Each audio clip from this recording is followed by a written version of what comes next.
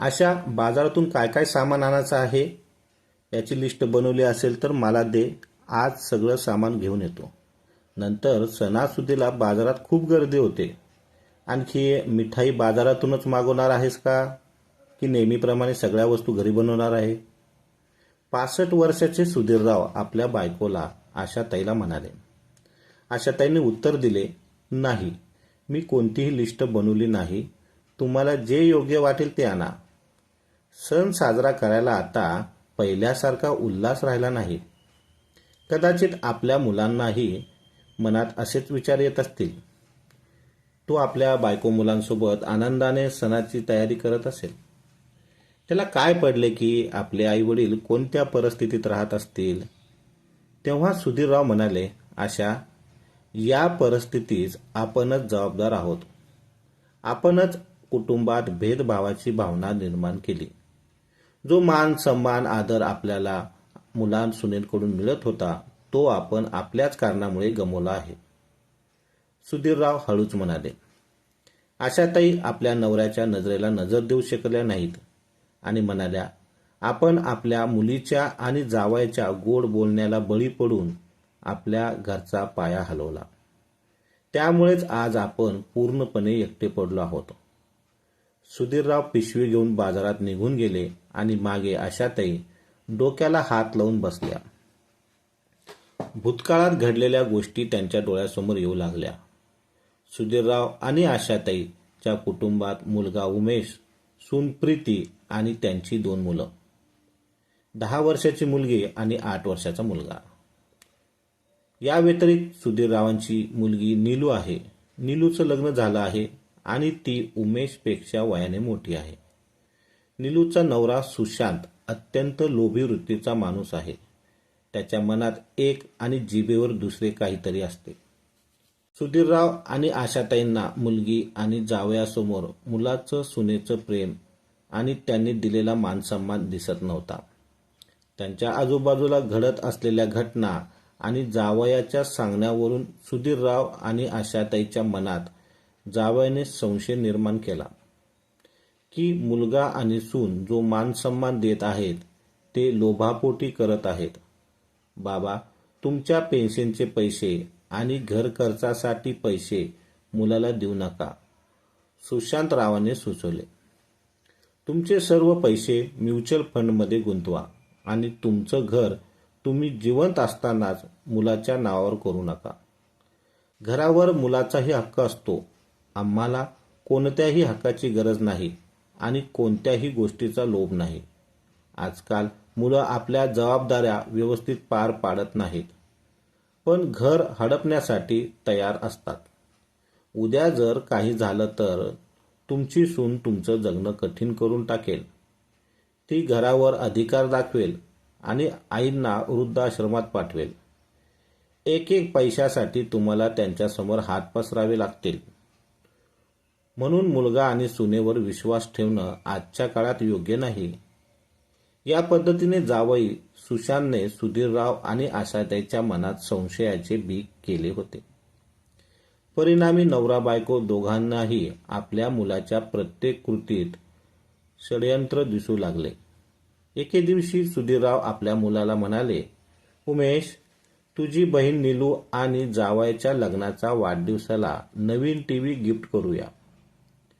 नीलू म्हणत होती, त्यांचा टीव्ही वारंवार खराब होत आहे आणि दुरुस्तीसाठी खूप खर्च येत आहे. म्हणून आपण त्यांच्या लग्नाच्या वाढदिवसाला टीव्हीच गिफ्ट करूया. उमेश म्हणाला, पण बाबा, टीव्ही घेण्यासाठी कमीत कमी 50 ते 60 हजार रुपये लागतील. एवढं महागडं गिफ्ट देणं गरजेचं आहे का? माझा पगार व्हायला अजून वेळ आहे. जर तुमच्याकडे पैसे असतील तर तुम्ही व्यवस्था करा. मी जास्तीत जास्त 10,000 रुपयाचं गिफ्ट देऊ शकतो. त्यावर सुधीरराव म्हणाले, उमेश, माझ्या पेन्शनचा मोठा हिस्सा म्युच्युअल फंडमध्ये जातो. रिटायरमेंटमध्ये ज्यावेळी मिळालेल्या पैशामधून आपण हे घर खरेदी केलं आहे. तू असं कर, तुझ्या कंपनीतून ॲडव्हान्स घे, पण तुझ्या बहिणीला त्यांच्या लग्नाच्या वाढदिवसाला टीव्हीच दे. आमच्यानंतर हे घर तुझंच होणार आहे. मग तू तुझ्या बहिणीला काहीच देणार नाही का? उमेशची प्रायव्हेट नोकरी होती. त्यामध्ये आई वडील, बायको आणि मुलाचा खर्च भागत होता. पण बचत काही होत नव्हती. त्यासाठी एका झटक्यात 50,000 रुपये काढणं खूप कठीण होतं. आणि ते पण गिफ्टसाठी. प्रत्येक सणावाराला, वाढदिवस, लग्नाचा वाढदिवसाला उमेशचे आई वडील उमेशकडून महागडी भेटवस्तू घेऊन बहिणीला द्यायला लागत होते. पण मुलगा आणि सून प्रत्येक सणाला स्वतःचं मन मारून राहत होते. तो शेवटचा आपल्या कुटुंबासोबत कधी बाहेर फिरायला गेला हे पण त्याला आठवत नव्हतं. उमेशचे आई वडील प्रत्येक वेळी हेच म्हणत होते, हे आमचं घर आहे, या ठिकाणी आम्ही म्हणल तसंच करावं लागेल आणि आमच्या हिशोबानेच चालावं लागेल.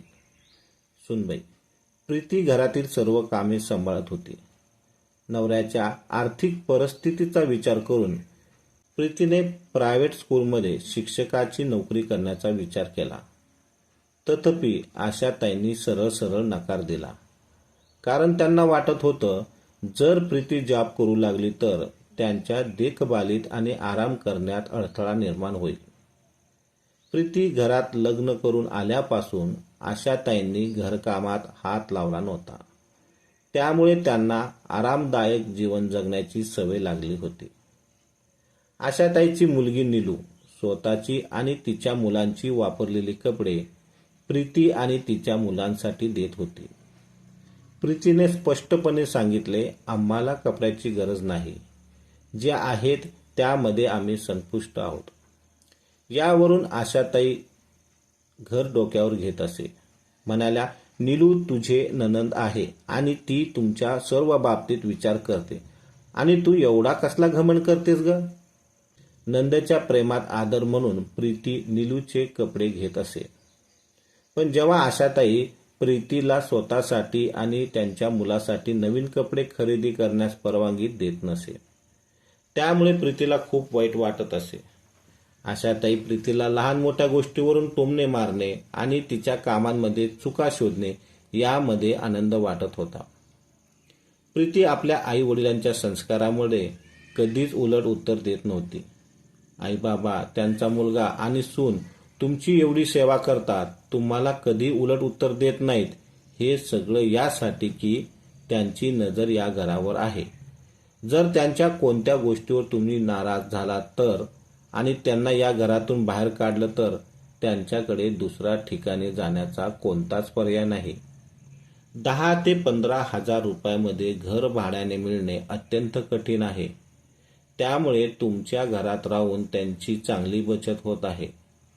जावईबाबू सुशांतने आपल्या सासू सासऱ्यांना त्यांच्या मुला आणि सुनेविरुद्ध परत एकदा भडकवलं. मुलगी आणि जावयाचं ऐकून त्यांना वाटू लागलं की घरामुळेच मुलगा आणि सून त्यांच्याबरोबर चांगला व्यवहार करत आहेत. आईवडिलांचा हट्ट, मुलगी आणि जावयाच्या प्रीतीची ओढ मुलाला आणि सुनेला आता जड जात होती. त्यानंतर प्रीतीची तब्येत काही दिवसापासून अत्यंत खराब होती. एके दिवशी उमेश आशाताईंना म्हणाला, आई मी पूनमला डॉक्टरकडे घेऊन जात आहे. तेव्हा आशाताई म्हणाल्या, सरकारी हॉस्पिटलमध्ये घेऊन जा, उगाच मोठ्या डॉक्टरकडे उपचार घेण्याची गरज नाही. त्यावेळी उमेशने कोणतीच प्रतिक्रिया दिली नाही. पण तो आपल्या बायकोला प्रीतीला एका स्पेशलिस्ट डॉक्टरकडे घेऊन गेला.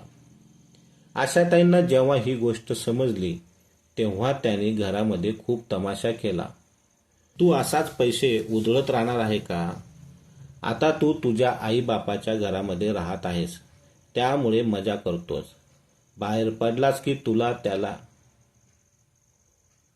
तुला मिठाचा भाव माहिती होईल.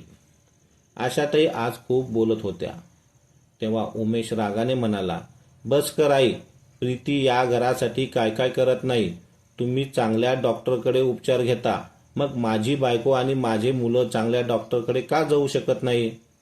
ताईच्या प्रती पण मी सगळ्या जबाबदाऱ्या पूर्ण करतो, पण तिनेही माझी परिस्थिती पाहून मागायचं हवं.